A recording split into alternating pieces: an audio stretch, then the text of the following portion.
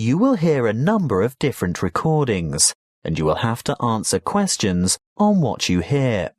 There will be time for you to read the instructions and questions, and you will have a chance to check your work. All the recordings will be played once only.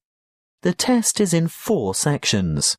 At the end of the test, you will be given 10 minutes to transfer your answers to an answer sheet. Now turn to Section 1. Section 1. You will hear a conversation between Thomas and Nadia, who are waiting at the airport. First, you have some time to look at questions 1 to 5.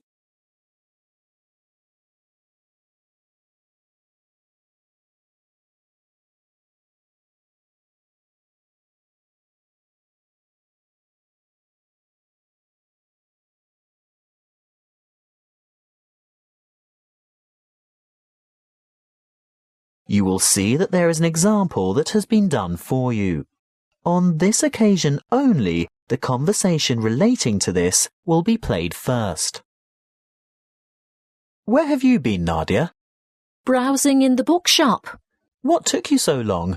You said you were only going to be away 5 minutes. I was only gone for a quarter of an hour.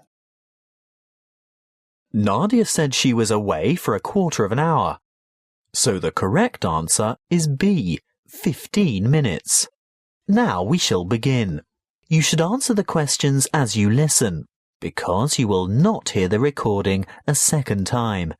Listen carefully and answer questions 1 to 5. Where have you been, Nadia? Browsing in the bookshop. What took you so long? You said you were only going to be away 5 minutes. I was only gone for a quarter of an hour. Well, it seemed much longer than that. Did you buy anything? I was tempted to get the latest novel by Dan Brown, but it's quite heavy and I'd have to carry it around with me. If I could have found a crossword puzzle book, I'd have bought it. But in the end, I was attracted to a front-page article in today's issue of the New York Times. Is that all you bought then? Yes. Look. Why don't you read the business section while I catch up on the news, and then we can swap? I'd rather have the entertainment section. Are you looking for anything in particular? I just thought they might have a review in there of that new play that opened on Broadway yesterday.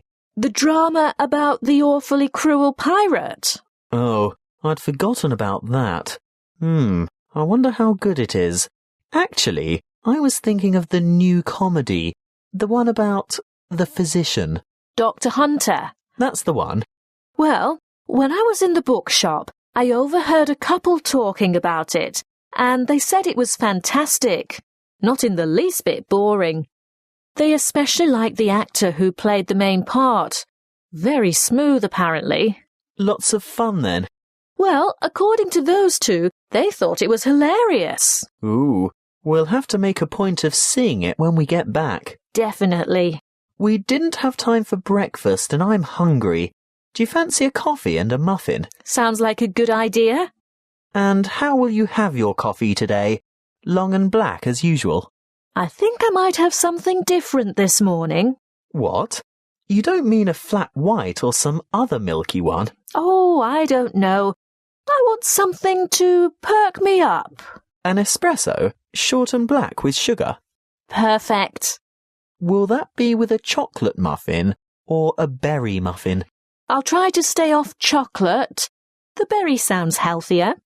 And I'll have a plain one with butter. Won't be long.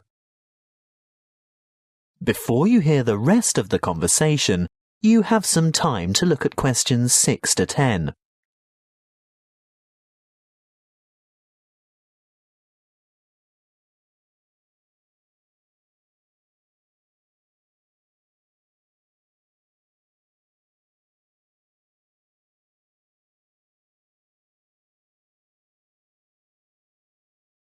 Now listen and answer questions 6 to 10. Here you are. Mind the coffee. It's really hot. Thank you. I'm really ready for this. Have you thought about what we should see when we get to London? The Tower, of course. I've always wanted to get a look at the crown jewels. That is where they keep the jewels, isn't it? I think so. And what about the wheel? I hear it's quite extraordinary. I'm not that keen on the wheel. Do you want to ride on it? No way. Well, let's leave it out of the itinerary then. OK, so do we do the tower first? Yes, that's the idea. And then we absolutely have to go to Westminster. Really? Yes. Look, it's not going to cost us anything. And I promised my sister I'd take photos there. Well, if you insist. I do. Oh, did you know the British Museum is free to the public? Not just residents, but tourists as well. Well, I did know that, but I was hoping we wouldn't have to spend time in any museums. We've only got 3 days in all, and it'll take at least 1 whole day to go through the museum. Well, let's say we leave it till day 3 and see how you feel then. OK, I can't argue with that. And Buckingham Palace? I suppose you've promised lots of photos of that as well, have you? Well, no, not really. But we can't say we've been to London and haven't seen the Queen's Palace. I guess not. And there's the added benefit that it won't cost anything as well. Oh, Thomas, it's not that I'm afraid of spending money. It's just that I want to see all the traditional sites first. Good. I'm glad that's sorted. Listen, I think they just called our flight. That is the end of section 1. You now have half a minute to check your answers.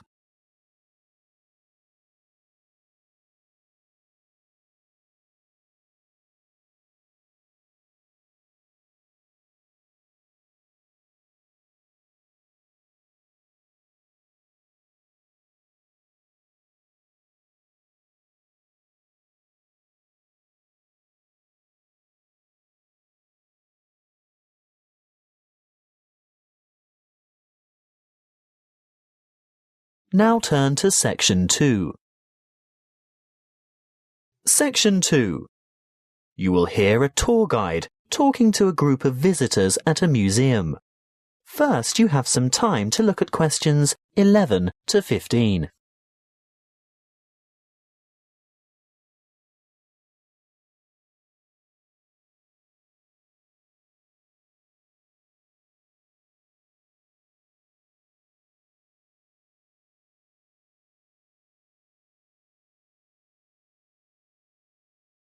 Listen carefully and answer questions 11 to 15. Welcome to the museum.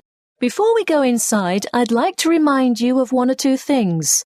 Firstly, you'll be pleased to know that admission is free to all visitors, so explore at your leisure, and if you can't take it all in today, you can come back again and again without any charge at all. Opening hours are from 10 a.m. to 5:30 p.m. most days, but the museum closes a little later on Thursday and Friday evenings. There are new multimedia guides available in 10 languages. They can be picked up from the desk in the covered courtyard for £4.50, and you can have it with you all day, from opening time in the morning until half an hour before closing. But you will need to produce ID. A passport, driver's licence or national identity card are all acceptable. These multimedia guides have audio commentary as well as images and an interactive map for easy navigation. They're simple to operate, and you will get a more detailed insight into many of the objects in the various galleries. As a security measure, apart from your camera and a purse, wallet or small handbag, your other belongings such as large bags, coats and umbrellas will have to be left at the cloakroom.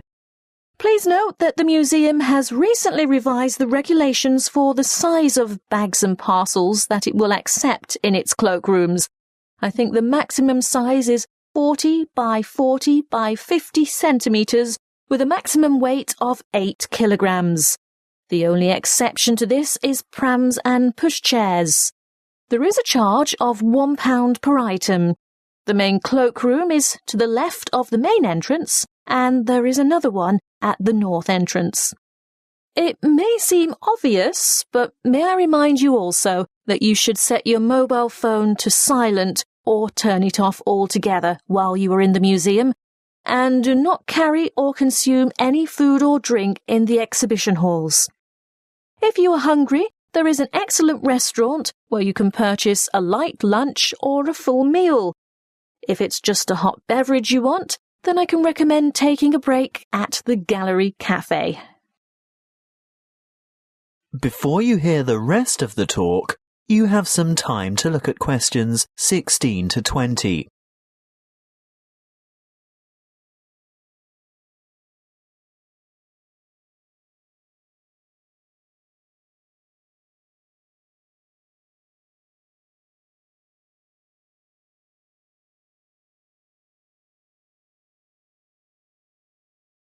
Now listen and answer questions 16 to 20. As we enter the museum from the south by going through the main entrance, as I said before, you'll find the cloakroom immediately on your left, and on your right is the museum shop.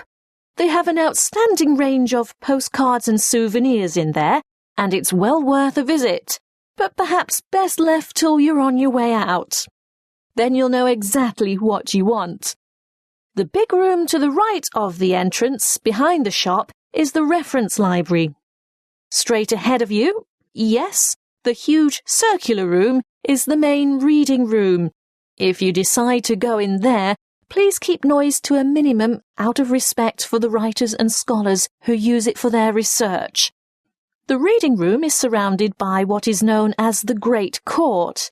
Indeed, it used to be an open courtyard, but you will see that it is now completely covered by a magnificent glass and steel structure. If you walk around the Great Court in a clockwise direction, on the west side you'll see the entrance to the Long Hall of Ancient Egypt, which has an amazing collection of Egyptian antiquities. The gallery behind the reading room, directly opposite the entrance, is devoted to China and Southeast Asia.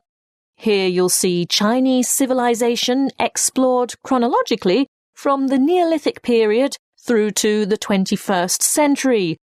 The restrooms for both men and women are located in the northeast corner of this floor, but don't worry, there are others available on the floors above. Another huge gallery extends along the eastern side of the courtyard, and this is given over to Greece and Rome. The sculptures in this section are absolutely spellbinding. Take your time looking at all the exhibits, and when you're ready to view what's on the next floor, take the magnificent marble staircase by the entrance. That is the end of section 2. You now have half a minute to check your answers.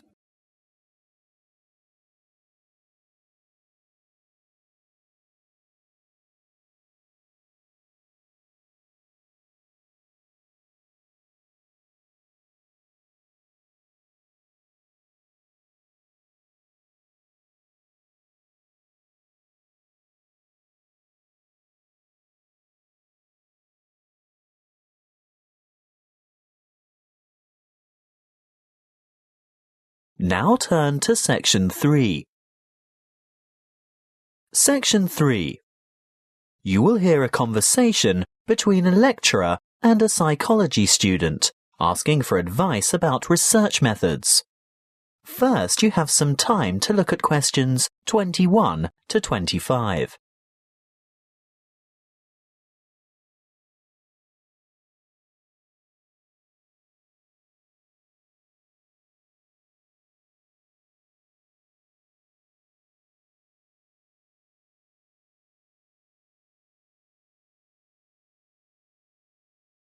Listen carefully and answer questions 21 to 25. Good morning. Now, what is it you want to discuss today? Good morning, Dr. Reed. This assignment you've given us is the first psychology experiment I've had to do, and I'm not sure where to begin or which steps to take. Well, conducting your first psychology experiment can be quite a complicated and confusing process, but just remember that like other sciences, psychology uses the scientific method and bases its conclusions upon empirical evidence. What do you mean by empirical evidence? Well, empirical evidence is established by observation rather than theory. And the scientific method? Oh, yes. When conducting an experiment, you need to follow a few basic steps. I know the first step is to come up with a research question or problem. Yes, a question that can be tested. How do I find an appropriate question? I would suggest one of 3 methods. Firstly, you can investigate a commonly held belief, or what we call folk psychology. I see. So I could examine the belief that staying up all night to study for an important exam can adversely affect test performance. That's right. In that case, you would compare the scores of students who stayed up all night with those of students who got a good night's sleep. I think I could do that. Well, alternatively, you might want to consider reviewing the literature on psychology. You know, published studies can be a good source of unanswered research questions. I'm sure you've read papers where the authors note the need for further research. So I would come up with some questions that remain unanswered. Correct. But there is a third source of ideas. Just think about everyday problems and then consider how you could investigate potential solutions. Okay. Perhaps I could study various memorization strategies to find out which are the most effective. That's the idea. Next, you need to define the variables. You know, anything that might have an effect on the outcome of your research. Yes, I remember we learnt about that last week. Yes, that's right. Then you have to develop a testable hypothesis that predicts how the variables are related. For example, students who are sleep-deprived will perform worse in an exam than students who are not sleep-deprived. Exactly. Once you have developed a hypothesis, you must carry out background research. I can use books, journals, online databases, and websites. Yes, all of those. I covered the reasons for background research in last Friday's lecture, didn't I? What you have to remember at this stage is to take careful notes and generate a bibliography of your sources. Before you hear the rest of the conversation, you have some time to look at questions 26 to 30.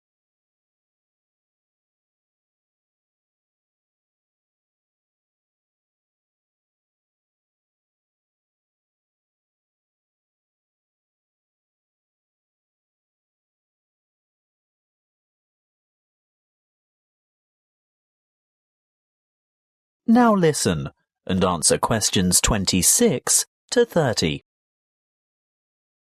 OK, I've got that. Then I'm ready to develop an experimental design. Well, again, you have a choice. There are 3 basic designs, and each has its own strengths and weaknesses. The pre-experimental design does not include a control group, so there is no comparison. What we call a quasi-experimental design does incorporate a control group, but there is no randomization, whereas a true experimental design has both control groups and random assignment to groups. You've also told us about standardization of procedures. Is this where that comes in? Being sure to compare apples to apples? Absolutely. Going back to your sleep deprivation example, the same exam would have to be given to each participant in the same way at the same time, etc. Got it. When selecting subjects, you need to consider different techniques. If you were to go through with your sleep deprivation experiment, you would need to ensure that your experimental and control groups were standardized. That is, all third-year accounting students, for instance. A simple random sample involves choosing a number of participants from a group of similar people. On the other hand, a different kind of study might involve a stratified random sample, where participants are randomly chosen from different subsets of the population. You mean subsets with distinctive characteristics, like age, gender, race, socioeconomic status, and so on? Precisely. Then the next step is to actually conduct the experiment and collect the data. Then I have to analyse the data. I'll be dealing with the statistical methods for analysing data in next week's lecture. Oh, good. I guess all that's left then is to write up the data. Yes, communicating your results is important. And in the next couple of lectures, I'll be covering the format and structure of a psychology paper and tips for writing each section. Thank you, Dr. Reed. I feel much more confident in getting started now. Thank you for taking the time to see me. That is the end of section 3. You now have half a minute to check your answers.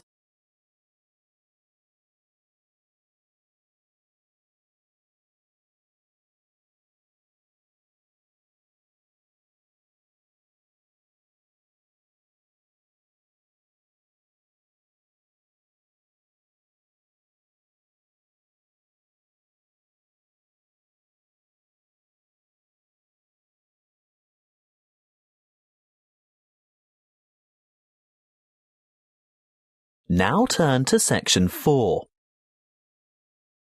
Section 4. You will hear a lecture on the production and trade of rice. First, you have some time to look at questions 31 to 40.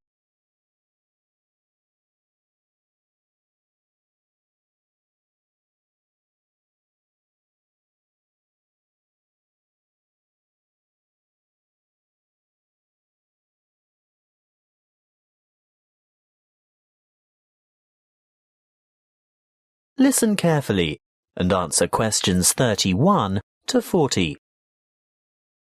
Good morning and welcome to our inaugural lecture on agricultural economics. Today's topic is the world's production and trade of rice. As you are all well aware, rice is the staple ingredient in the diet of much of the world's population. Its importance as a food cereal in the human diet cannot be underestimated. In fact, it's a close second to wheat. About 560 million metric tons of rice is grown each year, compared with about 600 million metric tons of wheat. Coarse grains, such as corn, sorghum, barley, oats, rye, and millet, mostly go into animal feed, which, by the way, is seen by many as a wasteful and inefficient use of fertile land, because around 4 kilos of grain is needed to produce about half a kilo of beef. Some 900 million metric tons of coarse grains are grown annually worldwide, and a further 300 million metric tons of grain is produced for the oil in its seeds. Now, I'll return to the subject of rice production. What do we know about rice production? Well, firstly, rice produces more food energy per hectare than any other cereal grain, and almost as much protein per hectare as wheat. Secondly, the production of rice has more than doubled in the last 40 years. How has this increase in production come about? Mainly as a result of improved field yields. The actual land area planted in rice has only risen by about 30%. As you know, rice is primarily grown in flooded fields, and therefore cultivation area is restricted by the sort of soil and the availability of water. Although rice can be grown on dry land, it is essentially after all a type of grass. The yields and quality in this case are much lower, and other grasses and weeds can easily overtake the rice. As yet there are no herbicides that can selectively kill other grass types without killing the rice. Much of the world's rice is still grown and cultivated by hand, because for mechanized farming, the land must be able to be drained and hold heavy equipment. Of the total rice production, It's no surprise to learn that the greatest proportion by far is grown and consumed in Asia.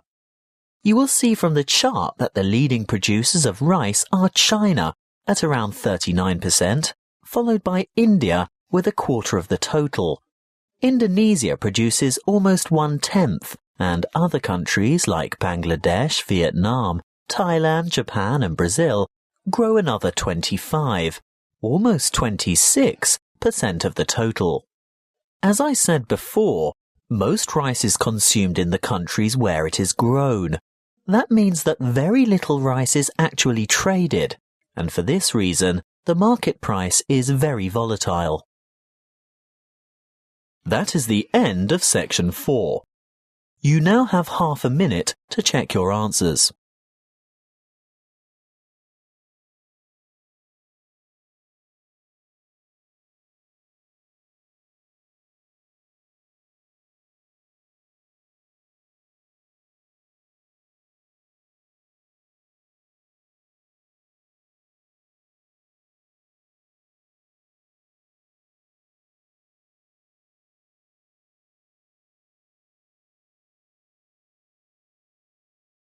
That is the end of the listening test.